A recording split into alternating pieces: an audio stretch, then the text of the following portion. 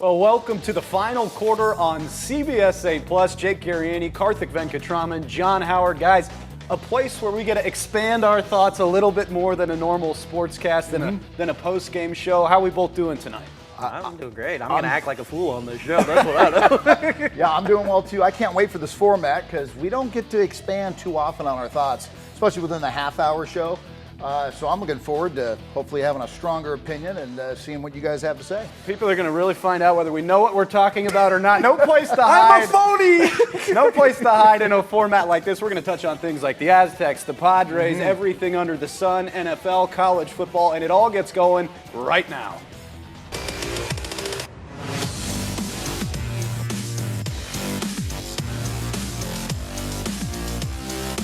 The final quarter begins right now.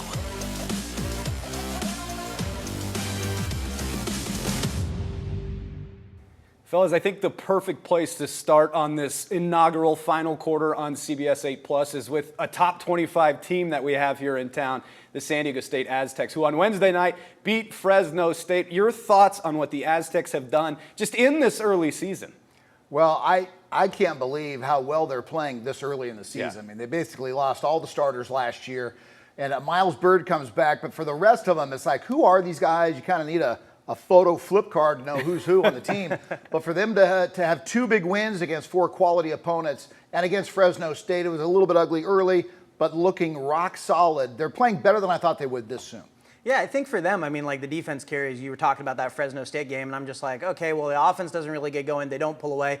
The defense stays well in that game. And, you know, just going back, Jake, you mentioned just what a hot start it has been for the season. I mean, they lost to Gonzaga, but Miles Byrd was coming into that game, and he was injured, banged up. He scored 0 points, I believe, in that one because of that ankle. And so he really wasn't at full health, and they kept it pretty competitive against the Zags. And then they go to that tournament over in Vegas, and they pick up two nice wins against Creighton and Houston. That Creighton one looks even better with the fact that the Blue Jays knocked off #1 Kansas in Omaha. And stormed the court. And stormed the court. And stormed the Which court. you love, Karthik. I don't like it when they storm the court. Creighton is a good basketball school. Anyway, beside the fact, we're talking about San Diego State men's basketball, and man, they're off to a great start. I think these pieces are really coming together. I really like what Miles Bird's been able to do. I talked to him before the season. He was talking about how he really wanted to be a leader. He is the guy that was going to set the tone. I really think he is their best all-around player so far this year. B.J. Davis has been incredible, and if Magoon Guath can play like he did against Fresno State, Aztecs are looking pretty good, baby. That's the key, like this young core, right? I mean, if they can hang on to the pieces they have and they're already playing this well, you think about Miles Byrd and B.J. Davis and Magoon Guath. I mean, Miles Byrd is a sophomore. These other guys, Magoon's a freshman. If they can keep this group together, John, your alum can do some sick things. Yeah, and that's the problem, is keeping them together. I mean, it's fun watching them develop, but what's going to happen 4 months from now when the season ends, and how many of these guys go to the portal and we possibly lose? And a very unique thing I find is that this season, the Aztecs were ranked outside of the top 50 by AP, giving no credence or credibility to the program that both Steve Fisher and Brian Dutcher have developed. But here they are, went with two top 25 victories, now ranked finally in the top 25 at number 24.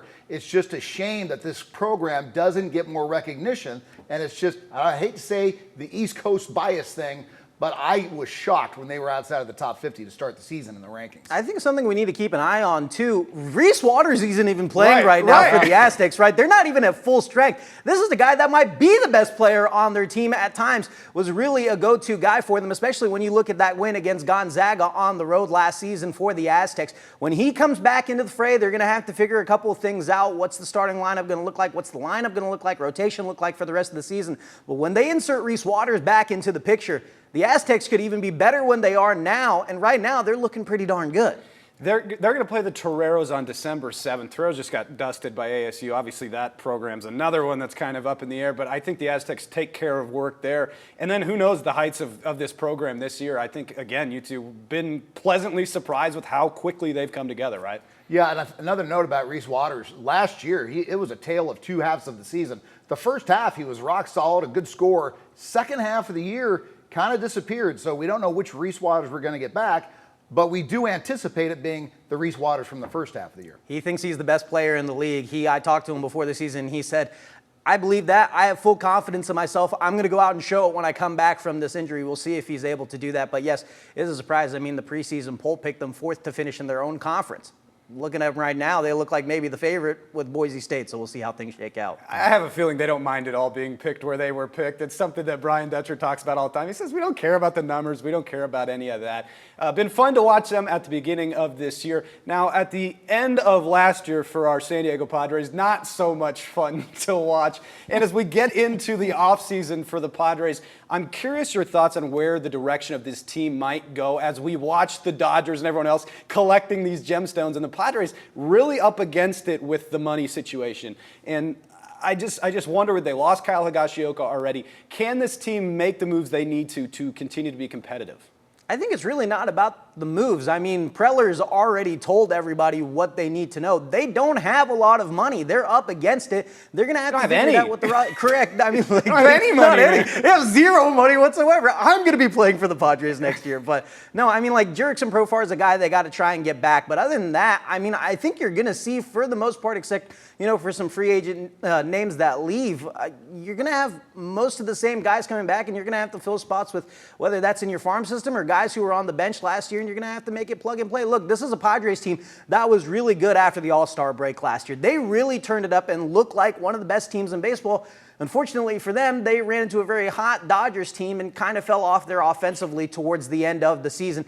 This is a team that if they fell off. I mean, that was a glorious jump off of run scoring. How about disappeared for 24 innings? I was trying to be gracious, fellas. You don't need to be nice on this show. Let's be honest, right? That's what people want to hear. So anyway, what I'm trying to say is I think they have pieces to make those deep runs, to beat the teams like the Dodgers, even though the money plays in the favor of the Dodgers. That's the way it's always been, right?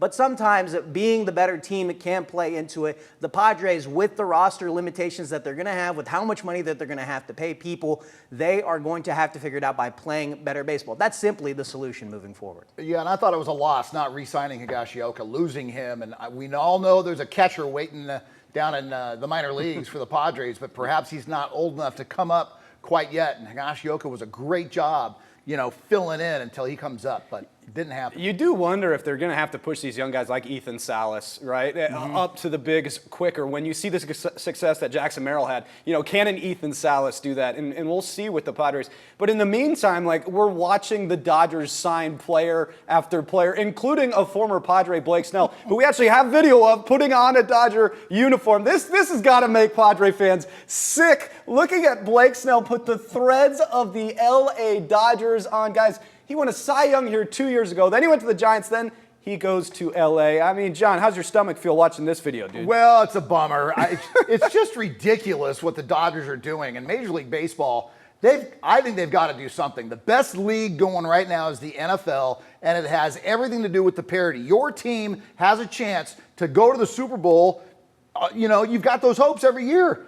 For so many of the teams in the major leagues, they don't, and it's because of the lack of revenue sharing. The Dodgers just have huge pockets. They take advantage of it, and if I was with the Dodgers, I'd do the same thing. Right. But it creates a league of haves and have-nots, and the Dodgers just keep getting richer, while the rest of us are rooting for teams like the Padres, who are doing decent, but so, you know, half the league has zero chance because they just don't have the bank that they can bring in the players. This is my hot take, though, and I mean, like, yeah, you don't have the bank to bring the players, but look at the Yankees. They've been paying for rosters year after year after year. When's the last time they won a World Series? It's been a long time. So, like, I'm just saying that I think other teams can get it done. Obviously, what the Dodgers are doing with their deferred payments and look at this paying real off quick. guys Let's put up the deferred payment graphic to show Karthik's point a little more. There you go, Karthik. Look at these deferred payments. That's over insane. $1 billion, dude. Yeah, I mean, these guys are going to get paid way, way, way into the future. They're all Bobby Bonillas, if you will, in this day and age, with players going to get paid for the end of time with the way this is going. And, you know, but it's all in the part of the CBA. You can do this, and it's part of the rules. And, you know, if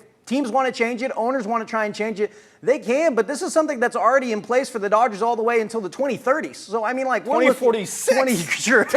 Blake Snell's contract will be done being paid in 2046. Yeah. So, I mean, like, you look at that sort of stuff, and it's just like, okay, you fix it, but how do you fix it for teams that are already deferring these payments for so much more? Obviously, teams like the Dodgers, they can just play around with money. The rich get richer, right? I mean, that's how the saying goes, but I mean, other teams are going to have to figure out another way. This is the way baseball's always been, right? You got your big team markets that go and they try and pay for championship rosters like your Yankees and your Dodgers, and then you got your teams like the Padres and my Guardians that have to try and figure it out with their farm system and making good trades and bringing up players to the organization and try and win. I mean, that's just the way that this thing goes. Yeah, I don't even know if I'm going to be alive in 2046. Oh, don't get grim on me. Come on, old man. Get off my lawn.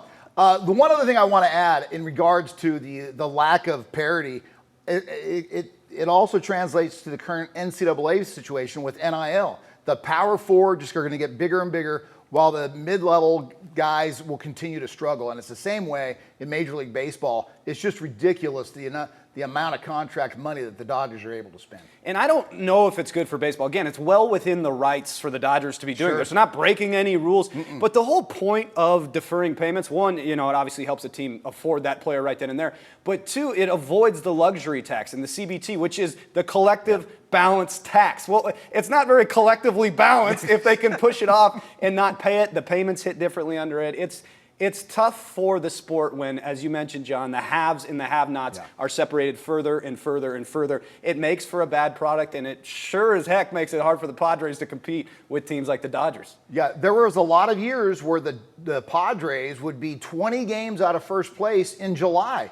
And you, as a fan, you just check out. Right. You're not going to pay attention. And back in those days, we would just say, okay, well, the Aztecs and Chargers are starting up in September. And our attention gets diverted there. But just too many teams don't have a chance. And real quick, we heard from Blake Snell at his introductory press conference. Why don't we stomach this for a second? Here he is. It's just something you want to be a part of. I mean, look at the first three hitters in the lineup. It's tough to go against. So to be on the other side, know that they're going to be, hitting for me. Yeah, pretty exciting. Yeah, who wouldn't be excited to have 3 MVPs at the top of your lineup? I mean, whatever. We're so over it. We're so over it here in San Diego, and we're over the conversation. Let's move on to football. Why not? Because we're done talking Dodgers. We're done talking Padres for the time being until they make a move. Pray for Roki Sasaki, but in the meantime, a huge Sunday night matchup in the NFL coming up this week. Chargers, Chiefs. Do the Chargers stand any chance to you? I mean, this is the perfect conversation to have right now. Karthik, you want to lead this one? Yeah, man, I think they stand a chance. I mean, the Chiefs have not been the Chiefs of yesteryear. I mean, your back-to-back Super Bowl winning championship. We say this. You say it, but look at them, man. They're skating by field goals. They're skating by but they're winning. Goals. They're skating by lucky field goals by the Raiders. No, are they winning or are other teams losing the game? That's what we need to ask ourselves in this question, man. You got to ask yourself in this. Are the Chiefs that good of a football team, or are they just kind of falling off slowly? Because I don't think they're as good as they have been in recent years. And I think the Chargers have been playing really good defense. I think they've been playing all around great. Justin Herbert's starting to play some of his best football. He's not throwing the ball. In some games he has been. He's looked great. It's situational game by game, but I do think at the end of this is going to be close. And one thing that I've looked up, the Chargers have lost 6 games in a row to the Chiefs by a margin of 5.6 points on average. All of these games have been close. The Chargers need to get the job done. It's not going to be easy that they're going to Arrowhead Stadium at night on a Sunday. That's going to be really tough for them. But all things considered and how vulnerable the Chiefs have looked like, I'm giving the Chargers a chance to win this game. John, help me out. John, help me out here. I'm gonna draw a comparison to the 2023 Aztecs basketball team. That's the team that went to the national championship game. I had them losing in the second round because the last few games of the regular season and in the conference tournament, they were just barely beating their opponents. They were not dominating them. And I thought, okay, this is when the competition gets stiff in the NCAAs, they're going to fold early. They did not. And I think the Kansas City Chiefs, same way, they don't have to blow out opponents. They know just what they have to do to win. They just have to get lucky every week. Well, I would call lucky Mr. Patrick Mahomes. He's a guy that knows how to do what needs to be done to get the win and to lift up his teammates who may not be as solid as he's had in years past. Yeah, because Patrick Mahomes definitely caused that fumble against the Raiders. If the Chargers, nice snap. If the Chargers are going to win, they're going to have to rewrite some history because we've been proven over and over that the Chiefs win close games and they win back-to-back Super Bowls, and the Chargers have proven for decades and decades that they don't win close games. In fact, listen to this. Here's who the Chargers have beaten I'm sure that's a fallacy of some point to be like, decades of history, they're not going to go win this game against the Chiefs on Sunday. Welcome to San Diego, brother. Look it up. Look, listen to who the Chargers have beaten this year. The Vegas Raiders, terrible. terrible. The Carolina Panthers, terrible. They lost to the Pittsburgh Steelers. They lost to the Kansas City Chiefs. They beat the Broncos, who were trying to figure it out at the time. Lost to Arizona. Beat the New Orleans Saints, dumpster fire. Beat the Cleveland Browns, dumpster fire. Beat the Tennessee Titans, Karthik, dumpster fire. How dare you? Beat the Cincinnati Bengals, who don't have a defense. Lost to the Baltimore Ravens and beat the Falcons, who are awful. John, they haven't won a big game all year. Yeah, they've not. They don't have a quality win on. And this Sunday will be the time.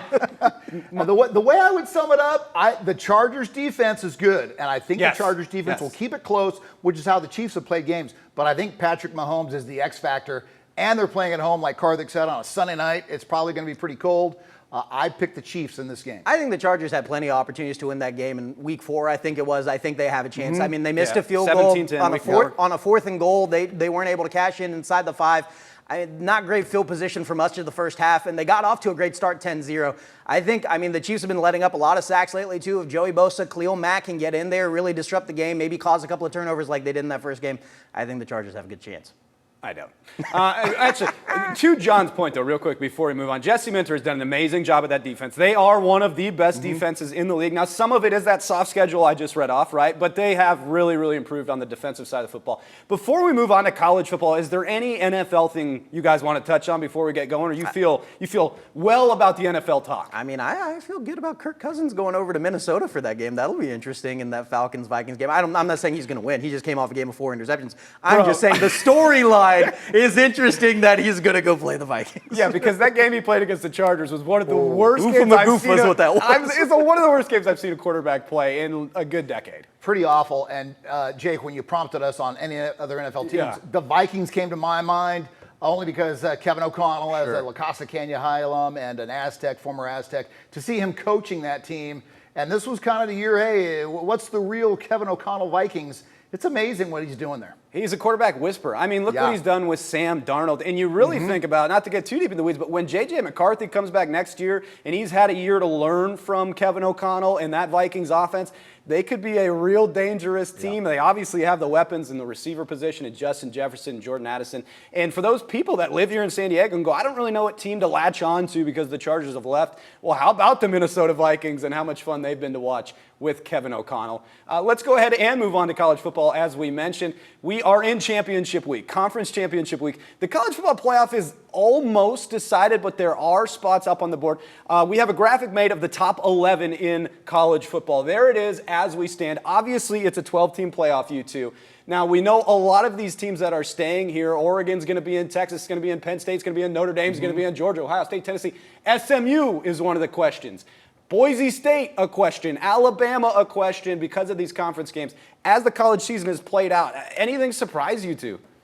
I think what's interesting about this really is about the playoff format. Just in general, jumping from 4 teams to 12 teams. I thought they would have expanded it by going from 4 to 8. But to make that jump and to give 4 teams a bye, very intriguing. And sure enough, every time, it doesn't matter what format you use, there is argument about the first team out, first team in. Whoever gets left out of this is going to have something to complain about. I mean, you see it in college basketball, right? 64 plus teams make it, and the 65th, 67th. Why aren't we in? Exactly. I think it's just crazy to me because it's just like we're at this 12-team format, and it's like whoever gets left out, it's like, I don't care. Because it's just like they're not that good. Yeah. Like, who cares? Well, how many teams up here, Karthik, can actually win a national championship? One, probably. And their name's Oregon. No, like all of them that are going to make it are going to have a good chance because there's no clear front runner this year. Oregon is probably the best team in the field that's going to make in the college football playoff. But all things considered, I really think that it could be anyone's year simply because no one's really been super consistent. I mean, Oregon's probably been the most consistent down the stretch. Notre Dame has played a lot better football ever since they lost that atrocious game to Northern Illinois. They've been blowing out teams left and right and some ranked teams as well. They did, but that was so far early in the season. It was week 2. I mean, if you want to talk about that, Oregon almost lost to Idaho in week 1 of the season. I mean, Boise State was close. Wisconsin was a later one for them, but I believe that was a road game. Oregon's a great football team. Texas is pretty solid. Tennessee may be a team to watch out for, top 10 in both offense and defense in the NCAA. I'm not a Tennessee fan. It's all Syracuse, baby, and we beat Miami, so what's up? Knocked them right out of the playoff, didn't you? Knocked them out of the playoff. So I think the crazy thing for me is this, right? With 12 teams, SMU is going to be playing in the ACC championship game. Yeah. They only have one loss on the season. If they lose that game, they're probably going to get bounced out. Clemson's going to take their spot in as a 3 team. And it's just like, but then they're a one-loss team and they got knocked out. But they might stay. Alabama might get the boot. But that's my thing. I don't think they will, because who has SMU really beaten? But they're going to get penalized for playing a 13th game. And that's going to be kind of their problem. Whereas Indiana has also had a terrible strength of schedule. They have lost one game to Ohio State. But then you're looking at them and you're saying, okay, they don't have to play a 13th game, but if they were to lose, they probably would get bounced out of the college football playoff. There's got to be some sort of balance with college football playoffs if we're going to penalize SMU, because I feel like the committee is going to do exactly that, because Alabama's had a tougher schedule. They've beaten more ranked teams, so they're probably going to get in a 3-loss Alabama team over a 2-loss SMU team. But how are you going to penalize teams in their conference championship game for losing? Like, that's got to be a discussion that needs to start being had as we move forward. They might not, obviously, but like the fact that we're even having a conversation about it, that's something, right? It is. It's something else that I find very intriguing and beneficial for us Mountain West Conference fans. Boise State is only ranked 10th. Assuming they win the conference championship game, which they likely will, they're going to get a bye and be the number 4 seed, even though they're only ranked 10th in the nation or 10th in that college football playoff pool. They put together 1 or 2 games, and they're playing for a national championship. And I think a lot of Power 5 fans are going to be upset about that. They're facing UNLV in that championship game. Now, the way the format works, for those that don't know, the top 4 conference winners get that bye. The top 5 conference winners, top 5 ranked conference winners get in.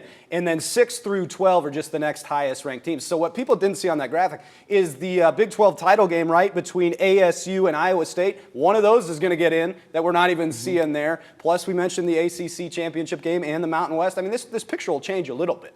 It will change a little bit, but I think it's just interesting because the whole point of expanding the playoff was, okay, we don't want just the SEC getting in. We just don't want the Big Ten getting in.